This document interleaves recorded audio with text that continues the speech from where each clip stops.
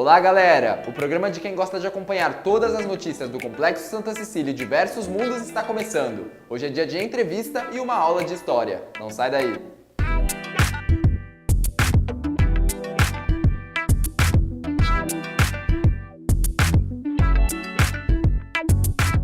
A Cruz Vermelha é o maior órgão de ajuda humanitária do mundo. Foi criada em 1863 na Suíça para ajudar pessoas durante conflitos armados. Hoje, atua em 80 países e tem mais de 16 milhões de voluntários. A instituição, em parceria com a Unisanta, ofereceu um curso de primeiros socorros para moradores da Baixada Santista. Diretamente aqui em cima da ferida, segura quanto tempo? E ela pode usar o quê? Uma faixa compressiva, né? O controle de hemorragia foi uma das aulas práticas do curso de primeiros socorros oferecido pela Cruz Vermelha em parceria com a Universidade de Santa Cecília. Foram 2 semanas de aulas práticas e teóricas. Emergências clínicas, reanimação cardiopulmonar, afogamento, ferimentos e intoxicação. Deixa aqui o meio da ferida visível, né, para você ver o ferimento, se está sangrando, se está soprando ainda, então você vai observar, né? Na primeira aula, os alunos tiveram que se apresentar. Leila, de apenas 16 anos, foi uma das integrantes da turma. Primeiro é fazer bem a comunidade e como ser escoteira, né, foi me ensinado isso. Sempre fazer o bem e poder fazer com convicção. O presidente da filial de Santos e professor Reinaldo Coelho ressaltou a importância do curso para os alunos que pretendem ajudar a comunidade. Há 21 anos, a Unisanta colabora com a instituição. Com essa parceria da Universidade de Santa Cecília, é que cada vez mais consigamos atingir as pessoas, beneficiar as pessoas através de ações como essa, de informações vitais, como o curso de primeiros socorros pode trazer. Os alunos da universidade ganharam 25% de desconto e muitos estudantes de odontologia participaram do curso. Já os funcionários da Unisanta puderam fazer o curso de graça. Primeiros socorros vão ser muito bons assim para mim, para minha família, porque a gente, em qualquer caso, qualquer situação que venha a ocorrer, tanto com um familiar meu, como com um filho, um parente, eu possa estar preparada para atender a pessoa. Para a gente assim que pratica esporte, às vezes acontecem algumas lesões assim que não espera. E se você estiver preparado para estar ajudando alguém num determinado momento, até a mim mesmo, né? Agora vamos para a continuação do papo com o técnico Sérgio Guedes. Um dos assuntos foi o árbitro de vídeo.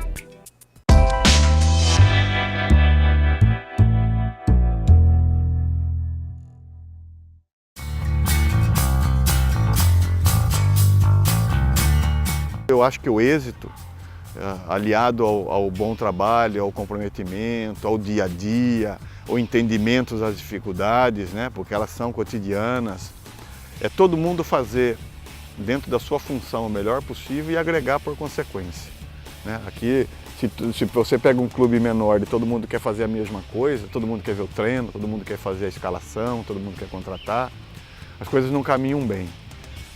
Aqui foi feito muito da cada um na sua de verdade. A direção buscando o respaldo para manter o time, as coisas em dia. Em cada setor, os profissionais fazendo o melhor possível. Eu acho que a junção disso criou uma força que sobrepôs a nossa concorrência, né? Que era boa, que é talvez financeiramente superior. Mas eu acho que esse algo mais, esse entendimento, essa entrega, a comoção que houve aqui, a torcida, né? O campo, aqui você tem 2.000 torcedores, já é uma pressão muito forte em cima do adversário. Então a Portuguesa jogou uma divisão sonhando já com outra.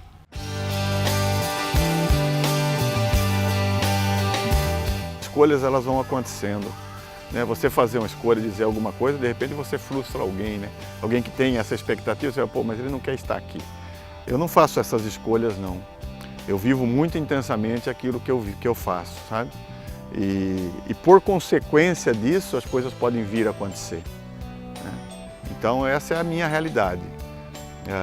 A gente terminou um trabalho muito bacana aqui. Eu acho que isso deu por incrível que possa parecer, porque a divisão, ela não tinha a repercussão que acabou tendo com a presença da Portuguesa. Foi diferente. O acesso da Portuguesa foi muito similar a conquistas que eu tive em grandes clubes, né? Guardado as suas proporções, o tamanho disso, ganhou uma proporção maior do que o campeonato que a Portuguesa jogou. Então foi muito bacana isso, né? Ou seja, a Portuguesa de verdade era um estranho na competição. Ela tinha que passar por ali, mas ali não é o lugar dela estar. E agora granjeou alguma coisa melhor e o sentimento é de ver o que vai acontecer. Profissionalmente eu devo seguir minha vida. Se na Portuguesa ou não, isso vai acontecer, né? E a gente aguarda, primeiramente, a manifestação do clube, porque a gente está sem atividade agora e, paralelamente a isso, aí sim começa a surgir os convites que o acesso me proporcionou.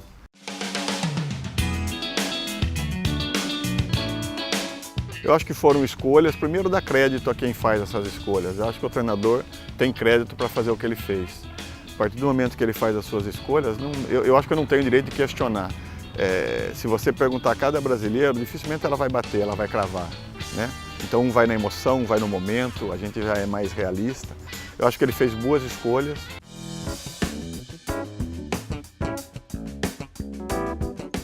Eu acho que tudo que é para melhorar, para amenizar reclamações, e algumas elas são gritantes, e aí você tem que colocar na regra em qual momento isso é colocado, né?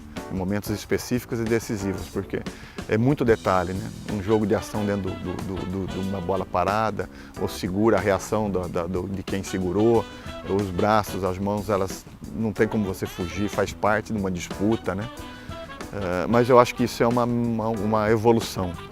E eu acho que necessário e importante, porque o futebol ficou muito forte, é muita força, é muita velocidade, e às vezes o árbitro não está muito próximo, e às vezes ele tem dúvidas, e na dúvida, para prevalecer a decência, a transparência, eu acho que cabe a ele decidir essa dúvida, não pode ter muita informação de fora, né?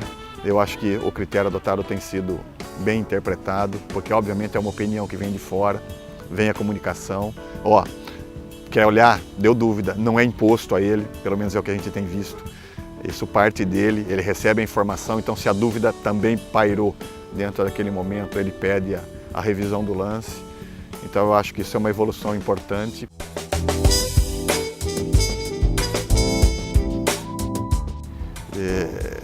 Como você está perguntando, foi uma coisa que se adequou a mim, virou uma marca registrada. E eu gosto assim, Muita gente me pergunta se é porque eu gosto de rock and roll.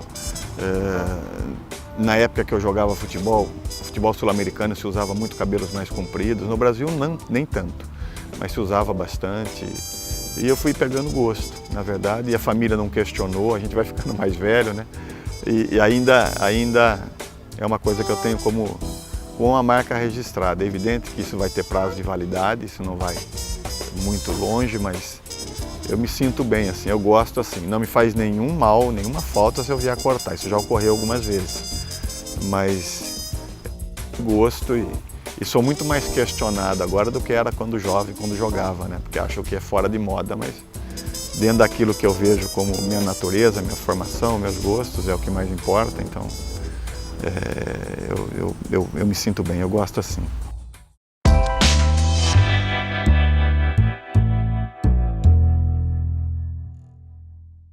O Memória de hoje não é sobre uma personalidade, e sim sobre um período difícil da história do Brasil, com muita ausência de liberdade e opressão.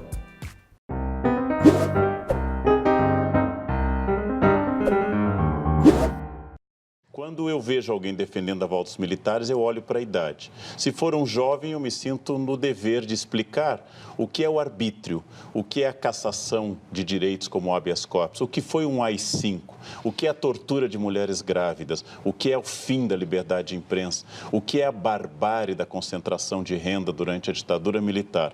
E se for uma pessoa de idade, eu atribuo a falta de memória que a idade pode estar provocando na pessoa. Na verdade, não há como defender eticamente, moralmente, num plano mínimo de humanidade, uma intervenção militar. Nossos problemas foram piorados pela ditadura. É muito importante lembrar que não se deve nunca questionar a democracia, deve-se aperfeiçoá-la. Por uma pessoa não estar funcionando o remédio, não se deve executá-la na câmara de gás, mas mudar o remédio, achar algo mais eficaz.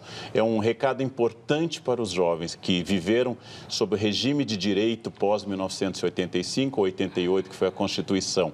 É preciso estudar o que é a barbárie da ditadura, a quantidade enorme de escândalos financeiros, de gente que enriqueceu ilicitamente acobertada por militares. É preciso insistir nisso para que as pessoas não fiquem achando que agora é que nós temos estes problemas. Esse quadro só vai ao ar porque estamos em uma democracia. Se a ditadura militar ainda existisse, certamente o programa seria censurado e os responsáveis perseguidos. A ditadura no Brasil começou no dia 31 de março de 1964, por conta de um golpe militar que tirou até então presidente da República, João Goulart. Os militares alegavam que essa medida era necessária, pois o país estava ameaçado pelo comunismo. Claro empossado na presidência da República dos Estados Unidos do Brasil, Sua Excelência, o senhor Humberto de Alencar Castelo Branco. Defenderei e cumprirei com honra e lealdade a Constituição do Brasil. Caminharemos para a frente com a segurança de que o remédio para os malefícios da extrema esquerda não será o nascimento de uma direita reacionária. Meu procedimento será o de um chefe de Estado sem tergiversações, no processo para a eleição do brasileiro, a quem entregarei o cargo a 31 de janeiro de... O regime militar durou 21 anos. Tivemos 5 presidentes nesse período: Castelo Branco, Arthur da Costa e Silva, Médici, Ernesto Geisel e João Figueiredo. Opressão, limitação dos direitos constitucionais, perseguições políticas e a tortura foram as marcas desse período. A cultura sofreu muito com a ditadura militar. Vários artistas foram presos ou exilados por conta das obras que mostravam a realidade naquele tempo. Na música, temos vários exemplos, como Chico Buarque, Gilberto Gil, Caetano Veloso e Elis Regina.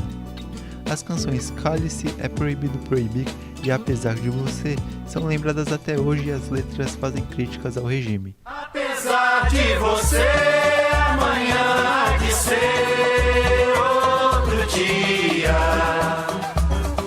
Eu pergunto a você. Apesar de você, queriam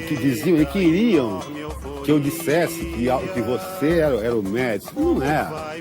Eu falei, não era um general, era uma generalidade, né? Era uma situação. Na verdade, você era tudo. Queriam vontade que as pessoas tenham, vontade que as pessoas têm de que as coisas são mais diretas, não é. Os jornais eram censurados e só poderiam publicar um conteúdo se fosse de relevância para o governo. Com perseguição dos militares, muitos programas de televisão não iam ao ar. Nesse período, a TV tinha uma única função: a integração nacional. Deixa eu falar. Pode falar, general. Pode falar. Então cala a boca.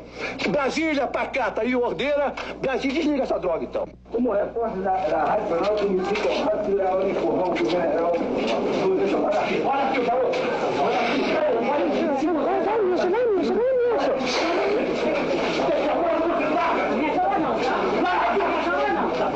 Para algumas famílias, essa terrível história ainda não acabou, pois muitas pessoas estão desaparecidas até hoje e outras foram mortas. As técnicas usadas para a tortura eram pau de arara, choque elétrico, afogamento e cadeira do dragão. O alvo dos militares eram as pessoas que lutavam pelos direitos e pela democracia, como os estudantes, os sindicatos, os professores e os jornalistas. Muitos políticos foram presos. O regime militar contribuiu para melhorias na infraestrutura dos transportes, comunicação, indústrias e rodovias. O auge da ditadura foi no começo dos anos 70, com o general Médici. A economia melhorou bastante e o PIB chegou a crescer 13% ao ano, fato considerado como um milagre econômico. Esse foi um raro momento de crescimento no país e o presidente tentou explorar isso ao máximo.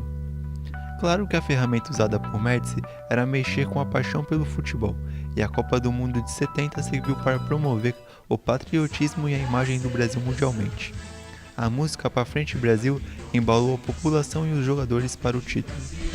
No meu coração, todos juntos vamos pra frente Brasil, salve a seleção. Mas o milagre econômico durou por pouco tempo. Esses 21 anos de regime foram marcados pela desigualdade social, dívidas e mais dívidas, falta de liberdade e educação controlada. O início da transição para o sistema democrático aconteceu no governo de Figueiredo. O movimento das diretas já e a luta do povo por um país melhor fez com que as manifestações entrassem para a história. A ditadura militar acabou em 85, quando Tancredo Neves foi eleito indiretamente. O democrata morreu antes mesmo de tomar posse, e quem assumiu foi José Sarney. Mais uma edição do Espaço Unisanta está chegando ao fim. Estamos aqui todos os dias às 1h05 da tarde. Anota aí. Falou!